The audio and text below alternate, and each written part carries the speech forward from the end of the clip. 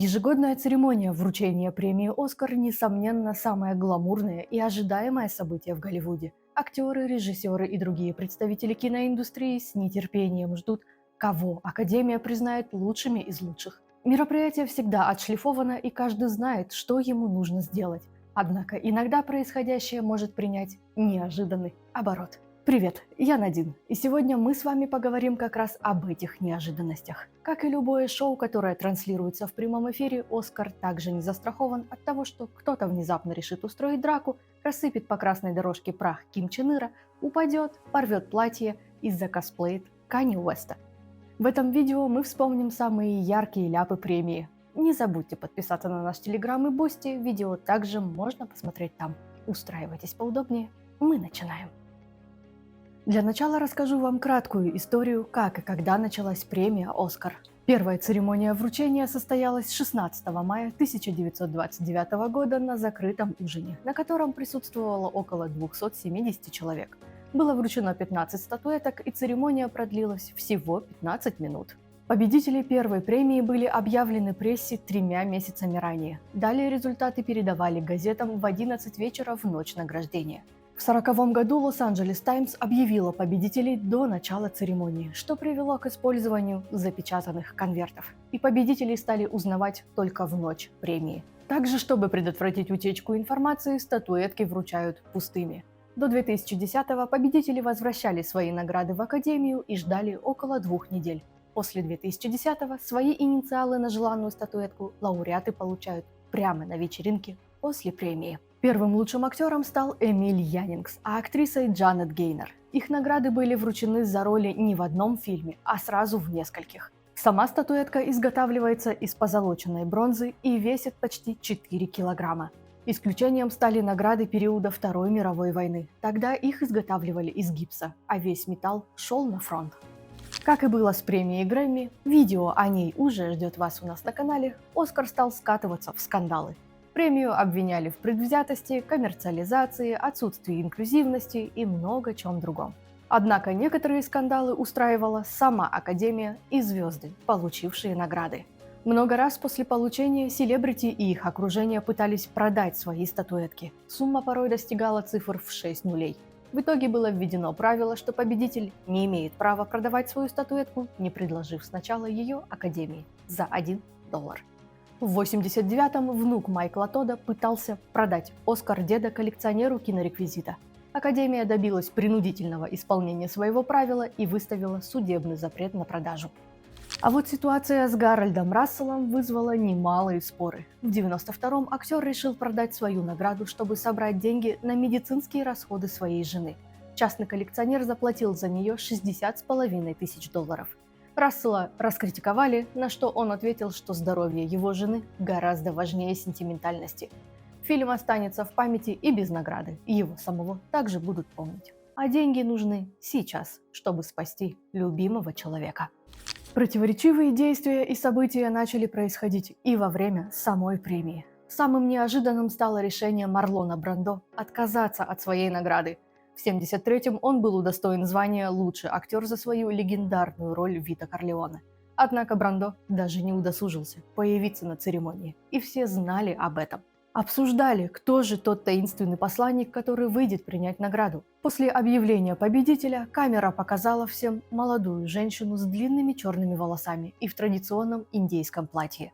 Она поднялась на сцену, молча отказалась от награды и произнесла громкую речь, где призвала американскую киноиндустрию перестать высмеивать и жестоко обращаться с коренными американцами. Сачин Литлфезер со сцены самой престижной премии заявила, как один из самых востребованных актеров глубоко вовлечен в борьбу за права коренных американцев. Большинство СМИ осудили это решение как бесстыдное оскорбление американских ценностей. Если Марлон был таким ярым защитником, он должен был выйти на сцену сам и сам зачитать свое письмо, а не бросать бедную женщину стаи волков, которые буквально готовы были ее разорвать. За кулисами Джона Уэйна сдерживали 6 охранников, пытаясь не дать ему выбежать на сцену и не напасть на Сачин. Позже в своих интервью Уэйн поддержал точку зрения прессы и также сказал, что Брандо должен был выйти сам и высказать свою точку зрения, а не брать какую-то неизвестную девочку и наряжать ее в индейский наряд. Марлона продолжили называть трусом, занудой и предложили навсегда исчезнуть с глаз публики. Также не отстали и от Литл Фезер. Ее имя окончательно втоптали в грязь, указав на то, что она не является коренной американкой. Это выдали ее сестры, сказав, что она на самом деле испано-мексиканка. Что ее настоящая фамилия была Круз, намекая, что коренные жители не носят таких фамилий, и что она принимала участие в других противоречивых акциях. Карьера Литл Фезер была разбита, не успев толком начаться. Она заявила, что это событие было показателем того, как средства массовой информации могут уничтожить человека и все его начинания. В 1974-м премию решил атаковать активист. Во время речи Дэвида Нивина у него за спиной пробежал голый мужчина. Нивин не растерялся и язвительно пошутил. Разве не увлекательно думать, что, возможно, единственный смех, который человек когда-либо получит в своей жизни, это раздеться и показать свои недостатки, намекая на краткосрочную популярность мужчины в роли комика. Позже его опознали как Роберта Опеля, политического активиста и защитника прав геев. Опель выдавал себя за журналиста и смог получить доступ к сцене. Позже появились некоторые доказательства, предполагающие, что появление Опеля было организовано продюсерами шоу для громких заголовков в прессе. Также стало известно, что во время генеральной репетиции Нивин попросил ручку, чтобы он смог записать свою импровизацию. Нарушителя порядка не арестовали, и он на какое-то время даже стал звездой. Его стали приглашать на шоу и вечеринки.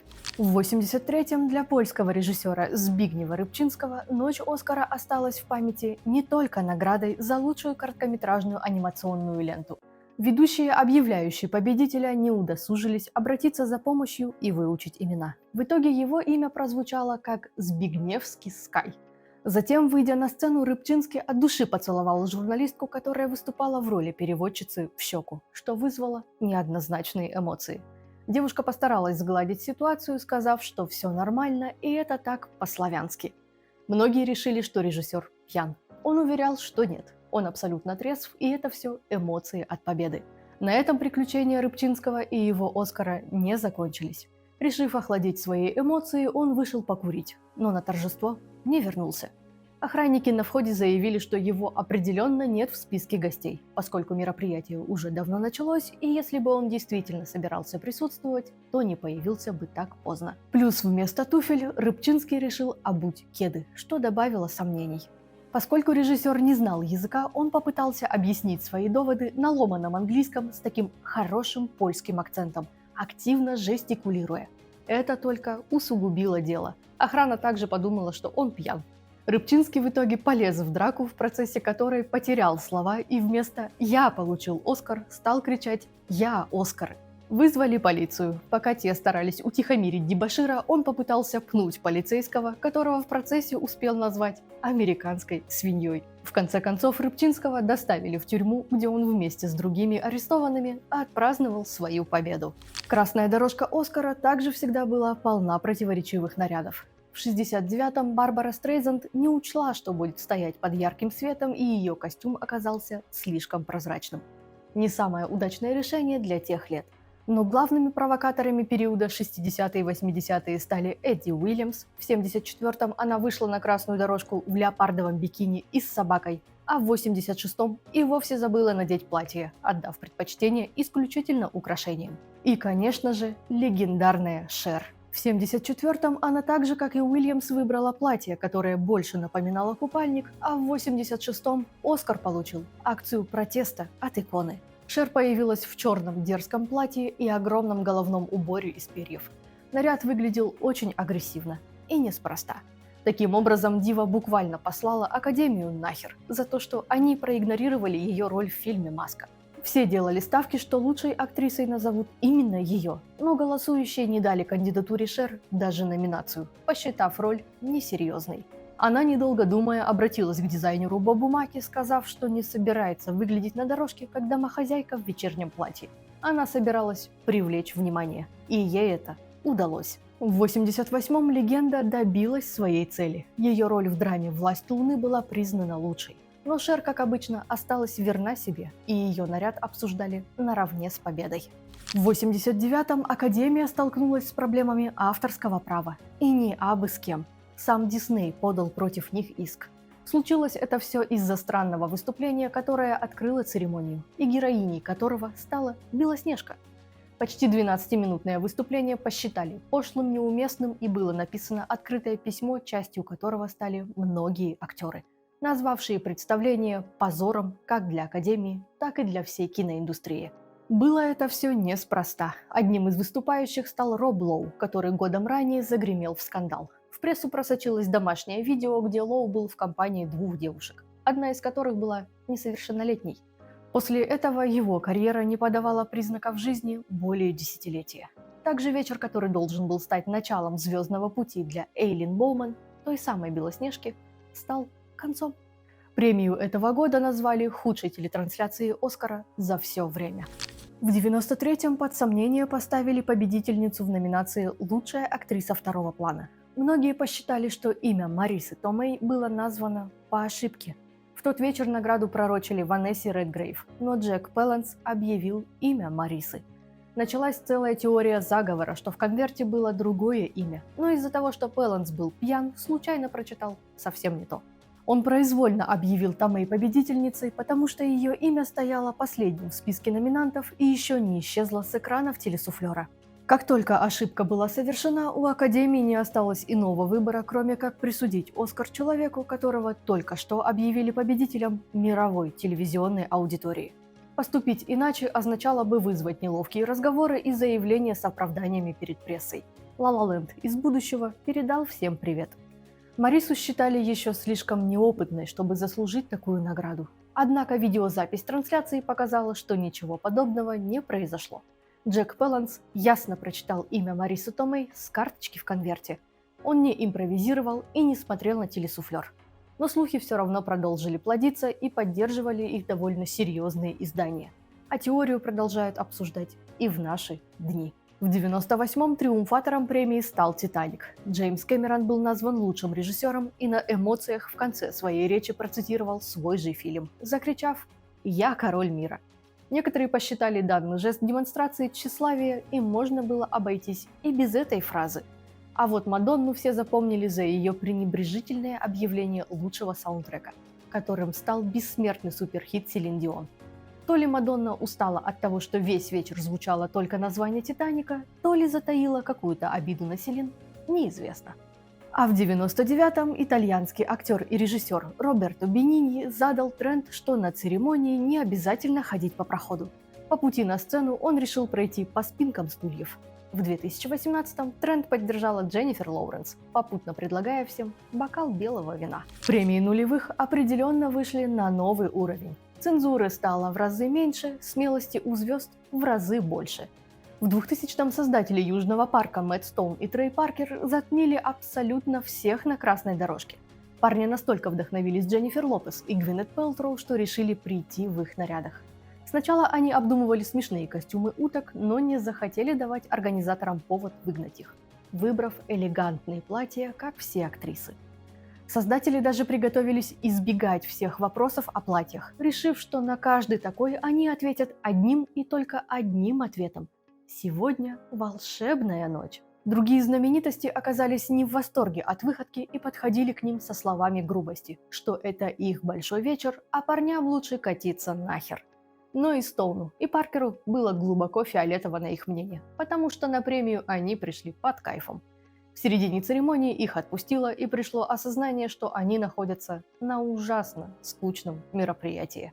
Также в 2000-м поводы для разговоров о себе дала и Анджелина. И нет, были они не только о ее победе. Получив награду за лучшую женскую роль второго плана, Джоли горячо поблагодарила своего старшего брата, сказав, что так безумно влюблена в него.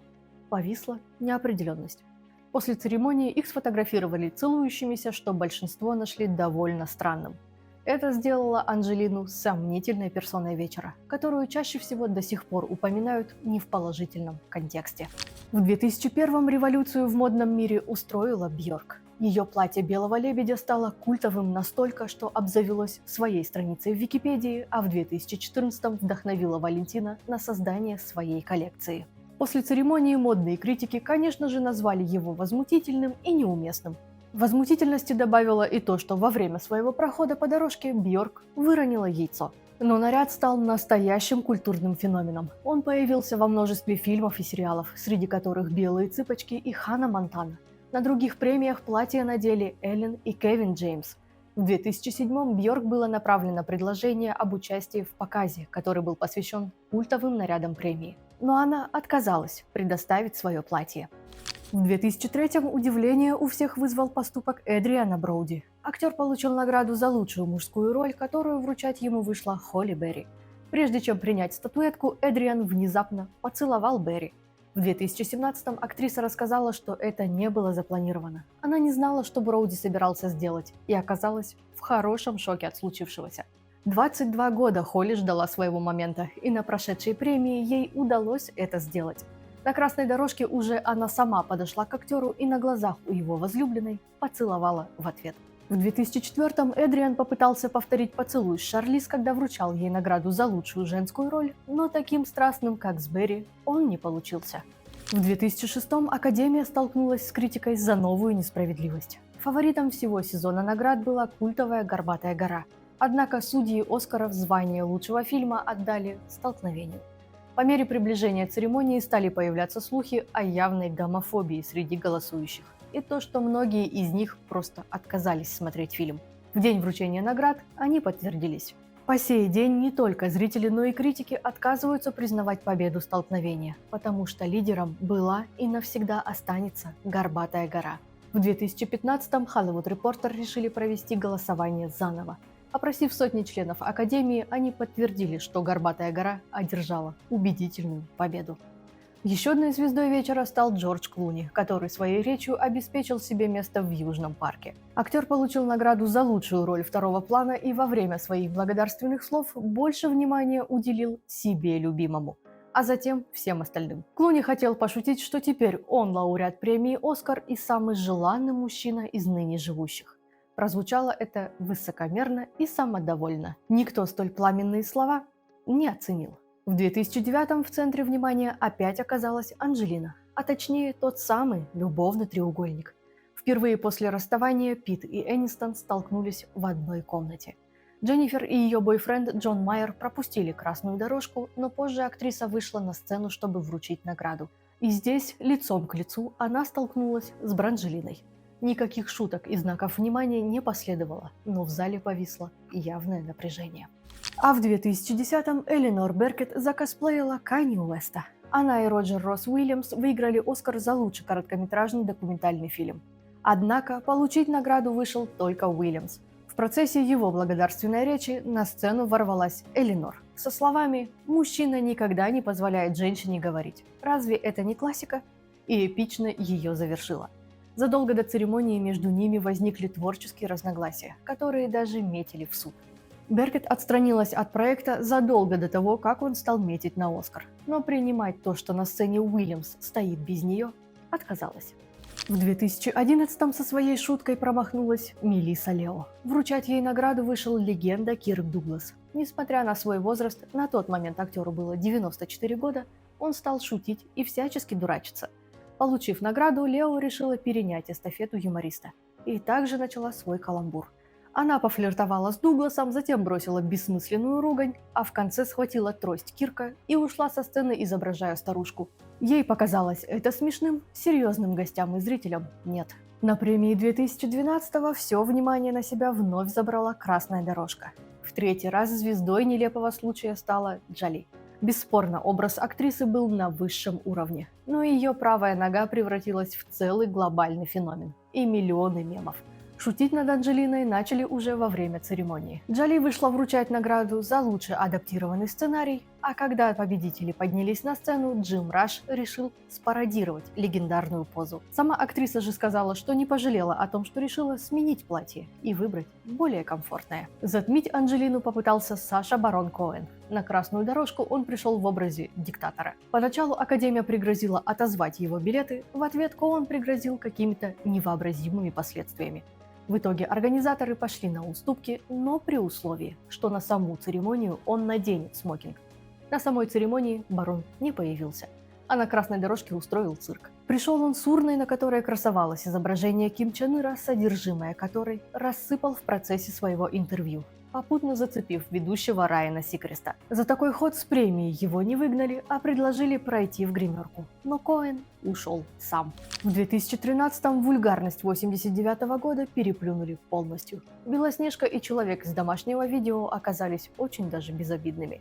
Церемонию открыл Сет Макфарлейн с песней, которая называлась «Мы видели вашу грудь». В тексте он перечислил актрис, которых видели обнаженными. Более отвратительного открытия еще никто не видел. Учитывая фильмы, которые Макфарлейн перечислил, обнаженные сцены не несли в себе ничего веселого, а фотографии Скарлетт Йоханссон слили хакеры, что, конечно же, было язвительно упомянуто в песне. Ну и звездой премии стало легендарное падение Дженнифер Лоуренс. Актриса поднималась за своей наградой, споткнулась о платье и оказалась на ступеньках. Далее она рассказала, что не могла понять, почему в голове крутилась фраза «вот так». Когда подол платья оказался под ногами, она вспомнила слова своего стилиста, который несколько раз показал ей, как нужно идти в этом платье. На этом ее приключения не закончились. Во время пресс-конференции она потеряла журналиста, который задавал вопрос, а Джек Николсон вызвал у Дженнифер жуткое смущение. В 2014-м Лоуренс грациозно упала на красной дорожке. Смотря на все эти ситуации, Джаред Лето создал настоящую теорию заговора. О его темной стороне у нас есть отдельное видео, можете затем посмотреть его. Лето поставил под сомнение случайность. Слишком часто у Дженнифер стали случаться казусные моменты. По его мнению, скорее всего, это просто игра на публику, дабы привлечь к себе внимание. Кроме Лоуренса, в 2014-м отличился и Джон Траволта. Объявляя выступление Идины Мензел, актер придумал вымышленное имя, назвав ее Адель Дазим. В свое оправдание Джон сказал, что ему в последнюю секунду вручили карточку с именем, где имя Идины было изменено на фонетическое написание, и он не смог разобрать, как верно произнести его. На следующий год Мензел сделала ответный ход, представив всем своего дорогого друга Глома Газинго. В 2015-м перед выходом на сцену Глом успел сделать еще один странный поступок. На красной дорожке он подкрался к Скарлетт и неожиданно поцеловал ее в щеку. СМИ, как обычно, из ничего сделали сенсацию и начали критиковать Траволту за неподобающее поведение. Йоханссон вышла на его защиту, сказав, что прессе пора бы уже перестать раздувать из мухи слона. Ничего жутко страшного в этой ситуации не было. Премия 2017-го оказалась настоящим рассадником неловких моментов. И не просто моментов, а настоящего исторического провала. Попавшая в кадр Николь Кидман стала новой героиней мемов. Актриса забыла, как хлопать. Она затем объяснила, что на ней были украшения, которые нужно было после церемонии вернуть. Чтобы их не испортить и не показаться невежей, Николь стала хлопать так, как смогла. Криси Тейген настолько наскучила речь Кейси Аффлека, что она уснула. Но главным провалом премии стала ошибка за лучший фильм. Актер Уоррен Битти открыл конверт и объявил всем, что лучшим из лучших стал «La La Land». La La Land.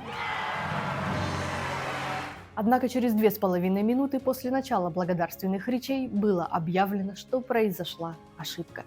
Битти вручили неверный конверт, и на самом деле лучшим фильмом был признан «Лунный свет». В шоке были все, кроме Райана. Актер едва не рассмеялся. Свою реакцию он объяснил тем, что подумал, что случилось что-то более страшное, и начал придумывать себе всевозможные худшие сценарии, от госпитализации кого-то до пожара. А оказалось, это всего лишь ошибка в названии. В конце концов, без скандалов, с уважением победителя объявил продюсер «Ла Ла Ленда» Джордан Хоровиц, показав всем табличку с надписью «Лучший фильм». В 2022-м организаторы решили провести предпремьерное шоу вне эфира с целью вмонтировать клипы в телетрансляцию. Однако это решение привело к тому, что некоторых победителей зрители просто-напросто не увидели. Также Академия решила показать, что в их кругах нет мизогинии. Реджина Холл вышла на сцену со списком имен, которых она якобы за кулисами в интимной обстановке должна проверить на ковид. Далее на сцену вышли Джош Бролин и Джейсон Момоа, которых Холл обыскала. Забавно это выглядело не для всех, и в копилку Оскара отправился +1 неловкий момент, из которого пресса, конечно же, сделала новый скандал. Но по сравнению с ситуацией между Крисом Роком и Уиллом Смитом, обыск действительно был безобидной шуткой. Знаменитая пощечина стала еще одним легендарным моментом премии. Рок пошутил о прическе Джады, намекнув, что теперь она идеальна для второй части «Солдата Джейн». Смит шутку не оценила, и на ее защиту вышел гордый муж, который не совсем любезно попросил ведущего больше не произносить имя его жены. Поначалу всем показалось, что это часть шоу, но когда Смит во второй раз уже с ругательством крикнул, чтобы Рок больше не называл имя Джады, стало ясно, что это не постановка.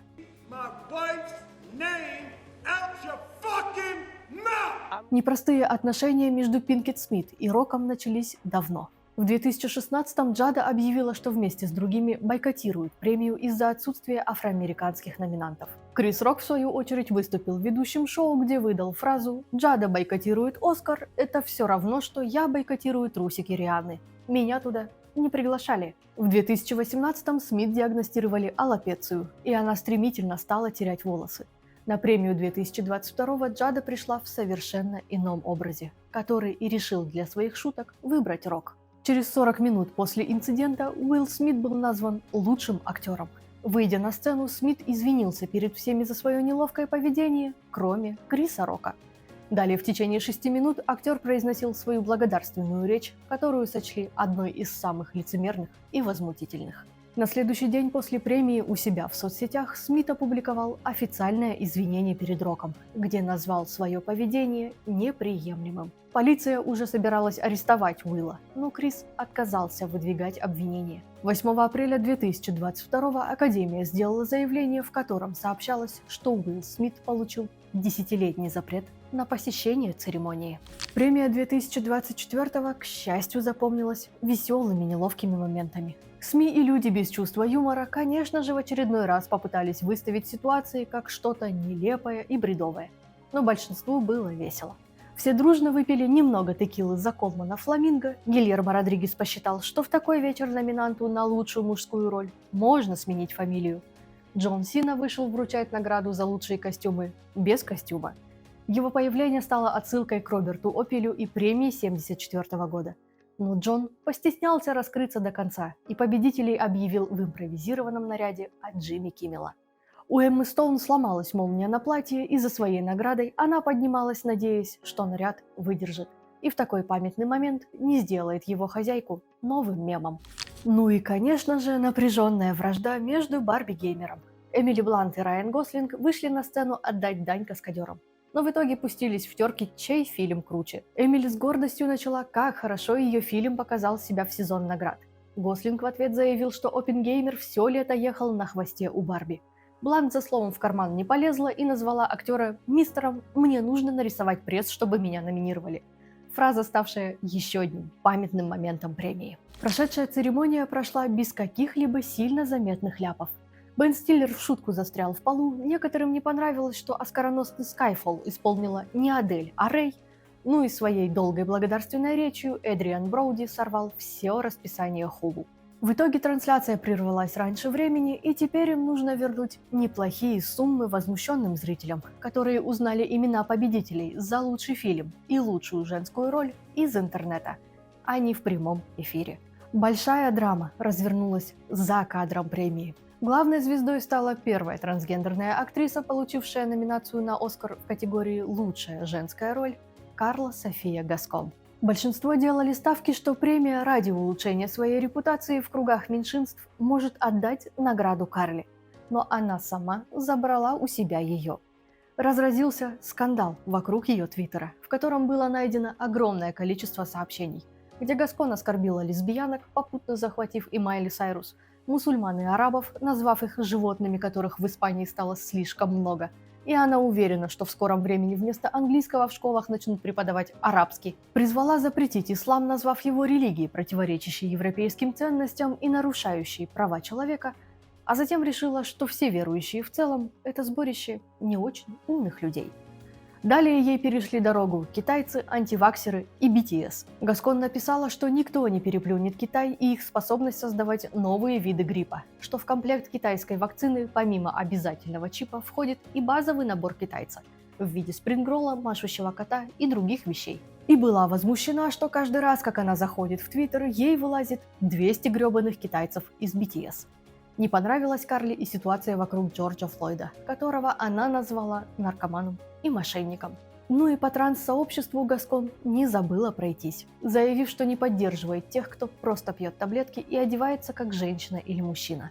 Они не хотят делать операции и чаще всего выглядят вульгарно. Но это еще не все. Прошлась Карла и по Оскару, назвав его африканско-корейским фестивалем с уродской гала-церемонией. Актриса попыталась оправдаться, но сделала только хуже и в конце концов удалила свой твиттер. Далее она дала большое интервью CNN, где заявила, что многие твиты были вырваны из контекста, она не оскорбляла Джорджа Флойда, а критиковала систему, ей поступали вопросы о том, чтобы сняться с номинации, она этого делать не собирается, и ее актерскую работу должны судить отдельно от ее личности. И вообще все это был сарказм, который никто не понял. И если бы она была расисткой, никогда бы не стала работать с Зоей Салданой. На премии ситуацию, конечно же, высмеяли. Ну и сама Академия не осталась в стороне от скандалов. Стало известно, что 4 анонимных голосующих признались, что не смотрели вторую часть «Дюны» и воздержались от того, чтобы вписать это название в список номинантов в категории «Лучший фильм». «Я не смог осилить первую часть, как я могу пытаться смотреть трехчасовую вторую?» – сказал один из них. Ну и 2 других анонимных голосующих рассказали, что не голосовали за Рейфа Файнса в категории «Лучший актер», потому что он уже выиграл за список Шиндлера. Вместо этого они отдали свои голоса Эдриану Броуди. У Файнса нет Оскара за список Шиндлера, а вот Броуди и его «Страстный поцелуй с Холли» свой Оскар уже получали в 2003. Несмотря на все скандалы, ляпы и неожиданные ситуации, Оскар, так же как и Грэмми, остается главной престижной наградой. Каждый год мир кино желает оказаться, если не победителем, то хотя бы среди номинантов. Ведь даже эта небольшая фраза сразу придает значимости и уважения. Ну и на этом все. Спасибо, что досмотрели видео до конца, делитесь в комментариях своим мнением, ставьте лайки, подписывайтесь на нас везде, где только сможете и захотите. А мы пошли работать над новым видео. Увидимся совсем скоро.